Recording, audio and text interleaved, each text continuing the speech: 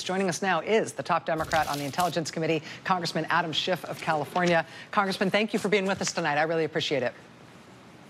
Thank you.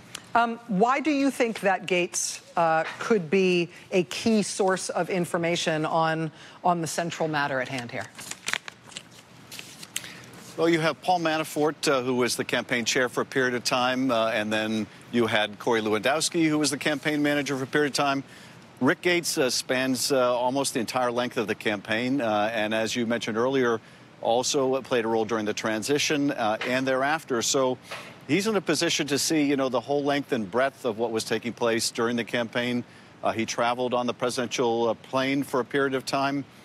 And he is obviously facing extraordinary liability. And I think one of the messages that Mueller was sending through the charge on the false statement and the other actions that we've seen him take vis-a-vis Paul Manafort is he's not going to tolerate any nonsense. The worst thing for Rick Gates right now would be to agree to cooperate and then be found to be less than fully forthcoming. So that means that Gates is going to have to tell Bob Mueller everything and hold nothing back. And he could have a lot to offer, as you were pointing out, at the very time that the Russians are making overtures to the Trump campaign, to Manafort, to Kushner, and to Don Jr. In that meeting in Trump Tower. You have Manafort reaching out in the opposite direction to the Kremlin through Oleg Deripaska, offering information, if these emails are correct, that he hopes will help facilitate more money. And you already have now a guilty plea in connection with essentially Gates and Manafort obtaining surreptitious money from pro-Russian interests in Ukraine, millions of dollars worth of it, laundering that money and then lying about it. So there's enormous liability facing them both, and Gates in a position to talk about a great deal.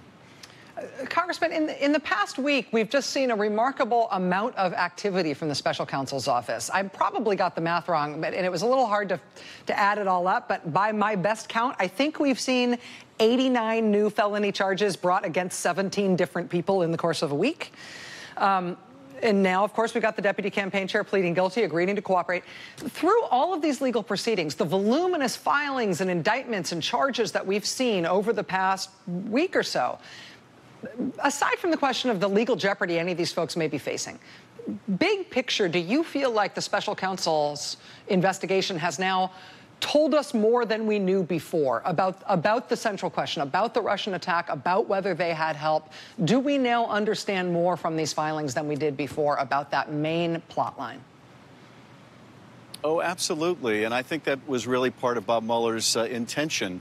If you look at, in particular, the indictment vis-a-vis the Russians, he told us a lot more detail than I would have, frankly, ever expected, and that would have had to been part of an agreement with the intelligence community to go into that level of detail, because just giving that kind of detail gives the Russians some information that they can reverse engineer into figuring out what are the sources of this information, how did they get it.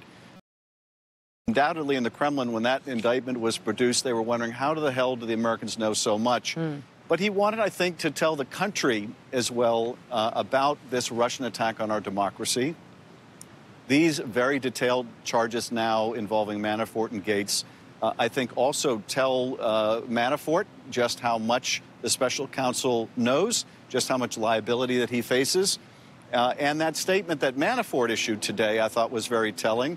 Like so many of the figures in the campaign and now facing liability, or even in the administration, they have an audience of one in their message. And I think the audience of one for that Manafort statement today was the President of the United States. It was basically a love letter saying, please give me a pardon. I'm not going to do what Rick Gates did. I'm standing by you.